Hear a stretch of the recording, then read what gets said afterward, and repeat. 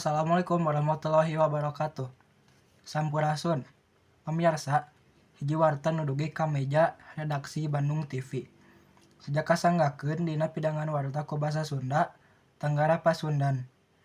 Edisi Rebo, Kaping 25 Februari 2026. Simkuring pun Muhammad Rifaldi Herdiansyah, nu bade ngadugikeun warta salangkepna. Fandi Ramadan, seorang ABK atau anak buah kapal anu ditewak Jaksa Tinggi Kapulauan Riau kusabab manehna diduga kalibat tina kasus panyelundupan hampir 2 ton sabu nggunakeun kapal MT Sea Dragon Tarawa. Jaksa nyatakeun hukuman pati pikeun Fandi kusabab Fandi tos apal ti awal eta panyelundupan sarta manehna tos narima transfer awal sakitar 8,2 juta rupiah. Tuntutan ieu ngaguncang hati nurani publik kusabab Fandi karek sababaraha poe di kapal eta jeung pada nufandingan saukur ABK. Sanes juragan kapal, sanes kapten, sanes oge nu ngatur logistik. Anjeunna digawe di posisi nu handap. Sagala kaputusan diputuskeun ku pihak anu leuwih luhur, lain ku ABK sapertos Fandi. Tepina kalah ABK sapertos Fandi nu meunang hukuman pangberatna.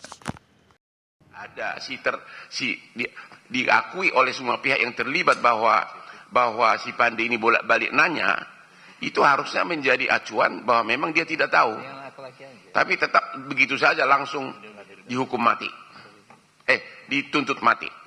Jadi kepada pimpinan Komisi 3 dan juga anggota yang terhormat, nggak ada artinya kedatangan kami ini kalau hanya sekedar dengar pendapat. Tolong dulu dipanggil penyidiknya ini dan JPU-nya, dan bila perlu tim dari kedua belah pihak hadir biar objektif.